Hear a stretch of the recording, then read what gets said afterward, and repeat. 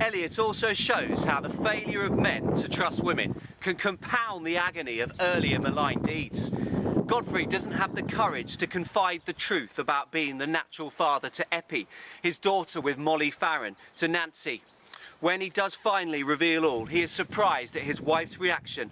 After only a few moments' reflection, Nancy tells him calmly, "Godfrey, if you had but told me this 6 years ago, we could have done some of her duty by the child. Do you think I'd have refused to take her in if I'd known she was yours?" Look at Godfrey's reaction to this. At that moment, Godfrey felt at the bitterness of an error that was not simply futile, but had defeated its own end. He had not measured this wife with whom he had lived so long. And so silence and deceit is a fatal miscalculation on Godfrey's part. His lifelong weakness of struggling to be open and to tell the truth costs him the opportunity to play some kind of role as a father. For when Godfrey and Nancy go to Eppie's adopted and utterly devoted father, Silas Marner, to offer to take on the role of parents, it is too late. His birth daughter Eppie doesn't want to live with him, doesn't want to obliterate her past life, however poor and humble it may seem to others. The narrator describes Godfrey's frustration of a purpose towards which he had set out under the exalted consciousness that he was about to compensate in some degree for the greatest demerit of his life. Eliot reveals that it is not so straightforward to resolve yourself from past selfishness, past arrogance, past wishy-washy callousness. Too much time has passed for Godfrey Cass, and now he, the originator of the malignant act, is left to reflect on what might have been. So far, this essay is focused on acts of malignity from individuals in Eliot and Shakespeare. Duke Frederick's wickedness in expelling his niece, Oliver's senseless animosity towards Orlando and As You Like It, Arthur Donnithorne's impregnating of Hetty Sorrel in Adam Bede, and Godfrey Cass's treatment of his secret wife and child in Silas Marner. However, it would be wrong to discount the impacts of institutionalised and collective malignity and prejudice. Take the tragic treatment of the headstrong, passionate, yet highly moral Maggie Tulliver in Eliot's Mill on the Floss. An unfortunate twist in circumstances results in Maggie being left alone with Stephen Guest, a dashing young man engaged to marry her cousin Lucy Dean. Carried away by a momentary tidal wave of passionate feeling and male impulse, Maggie ends up being rowed far, far from home by Stephen, with the latter desperately hoping to convince himself that such a bold, rash move will result in the two of them being together forever.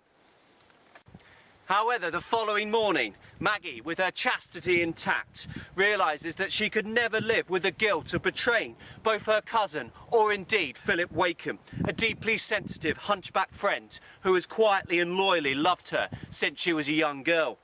Her moral integrity shines forth as she explains to Stephen why she will not marry him. Faithfulness and constancy mean something else besides doing what is easiest and pleasantest to ourselves. They mean renouncing whatever is opposed to the reliance others have in us, whatever would cause misery on those whom the course of our lives has made dependent on us.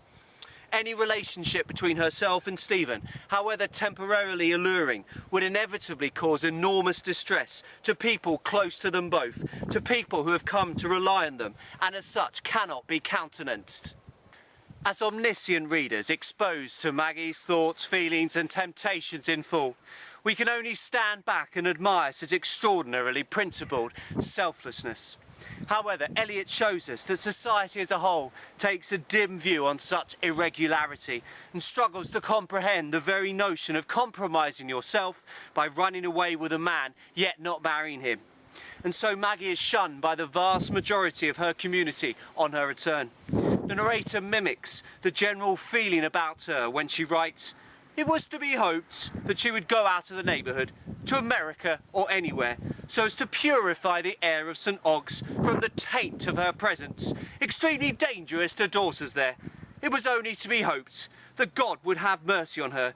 He had not the care of society on his hands, as the world's wife had."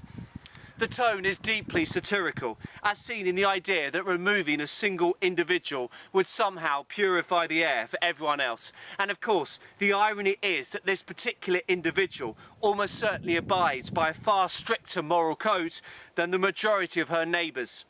The capitalisation of society deliberately emphasises its importance to people, especially women. For rather than support your own sex, Eliot reveals that it is women who can be the first to judge and assume the very worst of their own. For Victorian women, denied the same opportunities as men for meaningful employment outside the home, had a great deal of time on their hands, which Eliot suggests many used to police existing institutions and reinforce prejudices. Even more unfairly, society with a capital S appears to implement double standards when it comes to judging comparable behaviour of men and women.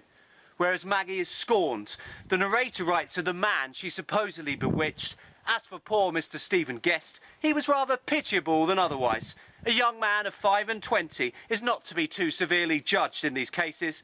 He is really very much at the mercy of a designing, bold girl. The adjectives reveal all. The man who, let us not forget, deliberately rode as hard as he possibly could to get away from St Ogg's to try to force Maggie's hand is a poor little fellow who deserves sympathy. Meanwhile, the woman apparently has all the power to corrupt the man, as shown in the adjectives designing and bold. The implication is that weak behaviour is to be expected and therefore tolerated from men, whereas the same conduct from women must be punished by immediate banishment from society. Yes, individuals within society may commit malign acts. However, arguably the greater evil lies in institutionalised malignity, which castigates women far more than men and seeks to impose judgment ahead of balancing truth. And so it may well be the world's wife, as Eliot calls it in The Mill on the Floss, that is directly responsible for maintaining overly rigid systems of permissible behaviour and thought. But it would be wrong to castigate all women for this. For what else have they to do with their time? Eliot frequently depicts the unhealthy narrowness of a woman's life in her novels, and especially for those who are unable or choose not to have children. In Silas Marner, the narrator describes Nancy's thought processes as she selflessly looks back on her barren, married life with Godfrey Cass. This excessive rumination and self-questioning is perhaps a morbid habit inevitable to a mind of much moral sensibility when shut out from its due share of outward activity and of practical claims on its affections, inevitable to a noble-hearted, childless woman when her lot is narrow. The reference to her mind being shut out implicitly criticised society's insistence on allowing women only minimal variation in opportunity. Noble-hearted, good women such as Nancy are unhealthily left to fester, to canker, because quite simply they don't have anything to do. They're not permitted to seek fulfilment outside the world of the home and the child, and instead are left to over-analyse the minutiae of their tedious existences.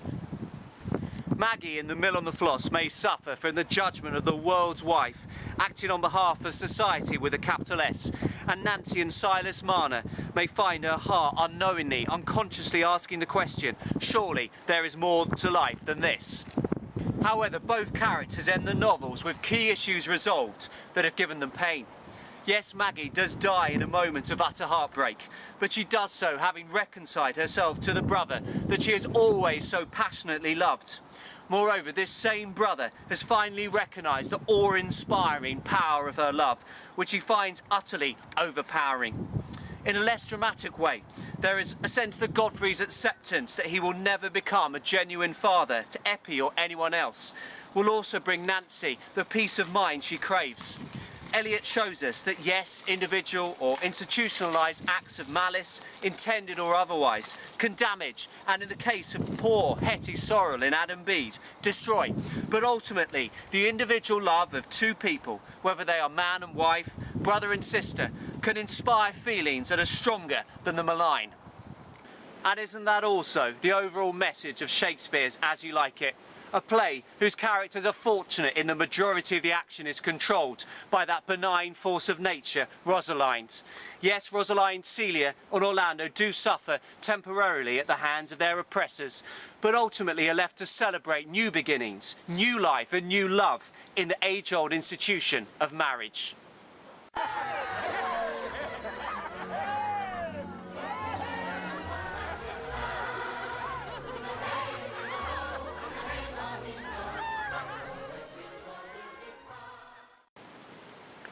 You've been watching Schofield on Shakespeare. Good afternoon.